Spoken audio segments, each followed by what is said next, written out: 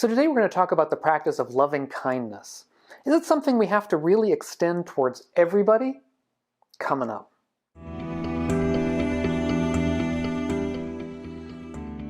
So I'm Doug Smith, Study Director at the Secular Buddhist Association. That's secularbuddhism.org. If you're interested in helping to promote a wiser and a kinder and a less stress-filled world, both for yourself and for everybody else, consider subscribing to the channel. One of the things that we're going to be discussing is loving kindness. It's one of the things that we should keep in mind throughout much of these videos that I'm doing, because it's so important, really, to good practice. But what does it really involve? I think that's what a lot of us may want to know. And there was a really good article out in the most recent, or one of the most recent issues of Tricycle. It's by Andrew Olendzki. It's called No Exceptions. It's in the winter, spring 2018 issue of Tricycle Magazine. And Andy's one of my teachers, and I like him a lot. And he's often got very important and interesting things to say. And this is certainly no exception. So to say, because his article is about there being no exceptions to the rule of metta practice, or loving kindness practice. And if we go to probably the most famous root of loving kindness practice, the Metta Sutta, or the Sutra on Loving Kindness, we find that the Buddha says, whatever beings there may be, of whatever kind they may they be happy without exception, without anybody being left out. It says we should not despise anyone. It says that we should not wish misery upon anyone simply because of our own anger or for any reason. It says that basically that we should not have enemies. This is the mindset that we should come to life with, that nobody is our enemy, that we wish misery on no one. And this idea of being without exception, that we should wish happiness and well on everyone or all beings without exception, is one of the most profound and difficult teachings in all of Buddhism. But there are two questions that may arise for us when we consider this issue. The first question is, should we wish this of them? Is this really true? I mean, really, should we wish this of them? Or do they, I mean, in other words, do they really deserve this? Do they really deserve happiness? Does everyone really deserve happiness? And the second one, which is related to the first, is, can we wish this of them? Is it possible even to do this? And for the Buddha, and I think this is an example of true wisdom, for the Buddha, it really was true that we should wish this of everyone, that everyone was worthy of happiness. Everyone should be happy. That people who do ill, people who do harm, the people who harm other people, they do this out of some kind of deep unhappiness in themselves. Either that, or they do it out of some kind of illness, of being mentally unstable, mentally ill in some way, which they cannot themselves affect. But it's important to note that we don't engage in loving kindness practice out of some kind of magical notion that we can change people simply through our own actions, that somehow by doing what we're doing, we are absolving other people of their crimes or making them better people immediately. That certainly is not the case. We are affecting the world, but insofar as we're affecting the world, we're affecting people close to us, let's say, by being less prone to anger and hatred ourselves. That will rub off to the benefit of people around us in our most close circles, and we can hope that that kind of a positive attitude will perpetuate itself, will kind of ripple outwards. But any one person, of course, has a limited kind of effect. So we're not doing this in order to absolve others of their crimes or in order to reach out magically and make people better. We're doing it in order to purify our own minds. That is the aim of metta practice, or loving kindness practice within the Buddhist tradition, is to make ourselves better people, is to make ourselves less prone to anger and hatred, because hatred is a poison.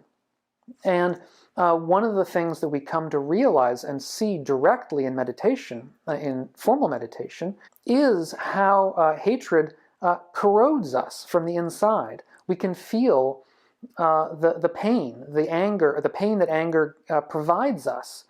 When we are in an angry state, it's not a pleasant state. It's not a state that, it's a state that when we're not in meditation, when we're caught in, it may feel exhilarating. It provides energy for sure. It may even feel good. But that is a kind of incorrect view. It's a kind of seeing things incorrectly. And if we are able to calm ourselves down and get out of the kind of madness that engulfs us in hatred, we're able to see directly that this kind of hatred is not to our own benefit. So in other words, leaving aside others, leaving aside the bad actions of other people, leaving aside the terrible things that people do to each other, it's simply to our own benefit to try to get out of the kind of a cycle of anger and hatred that tends to wall us off from the world. There's a very important and I think useful distinction that we find in ancient Greek philosophy and among people like Socrates, a distinction between what's really good for somebody and what's only apparently good for somebody. All of us aim for what's apparently good for us. Even people who do great evil, even people who do great ill, they do it out of a sense that they're doing good, that they're doing the best benefit that they can. And they will justify themselves as long as you wish them to, because they will always have some kind of justification for what they're doing. They'll think that by doing this thing that's very evil, they're getting some greater benefit. So there is a distinction between what we might call apparent good and real good. And one of my professors, actually, of ancient Greek philosophy used to describe it this way, the distinction. He used to say, I'm a parent and I have children. I wish my children good. I wish them a happy life. I wish them true happiness. And when I say that, when he says that, what he's saying is, there are different ways that could be understood. It could be that I wish them the good that I see. In other words, I wish them to do things that makes me happy. In other words, that seem good to me. Or it could be that I wish them to do what's really good for themselves, even if I don't realize that, even if it's something that I can't quite see myself. And what I wish for them is the real good. It's a parental kind of ideal. And this is actually interestingly reflected in the Metta Sutta, in the Sutta on Loving Kindness, where the Buddha says that this is the kind of attitude that a mother would have to her only child. That is, to wish real, true good for them. And the mother who is not egotistical, who is not too caught up in her own sense of self, is a mother who's going to say, I want what's really good for this person, not what apparently is good for them. And in that sense, we can extend this to all people. Because, look, you can take your favorite punching bag in the media nowadays who's doing terrible things. I think we all have various people in mind. This person, no doubt, has an idea of what would make him happy. And we don't obviously want this person to be happy doing that thing, because that thing is bad. But we can certainly extend a heart and a mind of loving kindness to this person or anybody, saying, I wish the real good for them. I wish them to be really happy. I wish them to overcome this temporary insanity, this kind of being gripped by incorrect ideas and incorrect ideals, to flow away from them, and so that they become truly happy and truly better people. And in that way, we can extend this to all beings without sort of being blocked by our understanding that some people don't really wish the best. And I think seen in this way, we can get away from our kind of knee-jerk tendency towards punitive action, towards a kind of punitive response towards people who do ill in the world, towards an ideal of real care, of real compassion for other people, of real awareness that people who do ill don't do ill because they think they're doing ill. They do ill because they think it's for the best in some sense, even if the best is simply they make a whole lot more money and therefore are happier. Now, of course, that's a terribly deprived notion of happiness and a terribly problematic notion. But nevertheless, we have to admit a lot of people hold it. And they're only doing themselves ill by holding it, because they're only going to ensure a really unhappy life of striving without ever having the real happiness that it takes from seeing things without necessarily grasping at them. That's the first question. Now, the second question is, can we do this? The first question, just to repeat, was,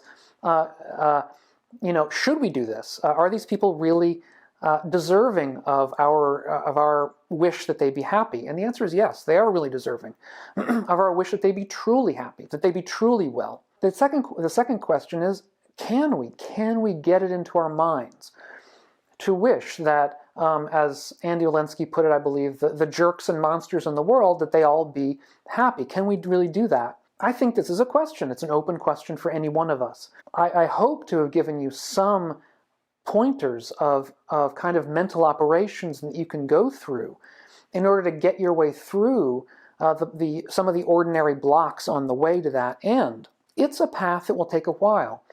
As I mentioned in a prior video, in one of the very famous books of later Buddhist teaching called the Visuddhimagga, Buddhaghosa talks about a path towards this kind of end, where you start with people who are easy to wish love for and loving kindness for, and then you work towards somebody who's less easy, somebody who don't know at all, so it's sort of a blank to you, and then finally to somebody who is difficult, who is an enemy, quote unquote.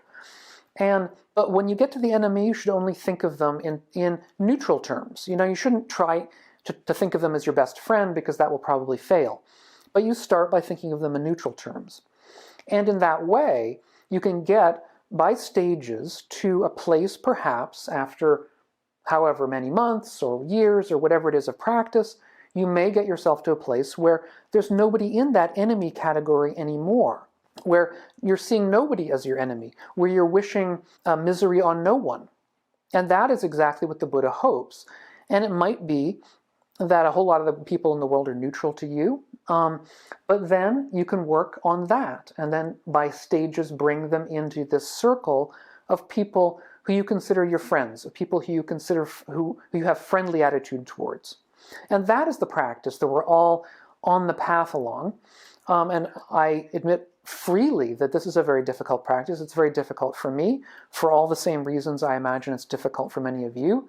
But I think having this in mind, both that it's important to aim at a particular direction, and that there are ways that we can do that little by little, I think we can get ourselves there. So if this is the kind of practice that interests you, then I suggest that you keep up with it. And if you're interested in this whole thing in general, check out my Patreon page, where I'll have some posts up from time to time and discussions over there. Please, any questions or comments, feel free to leave them down below as well. And I hope this has been useful, and we will try to catch you on the next one of these videos. So be well.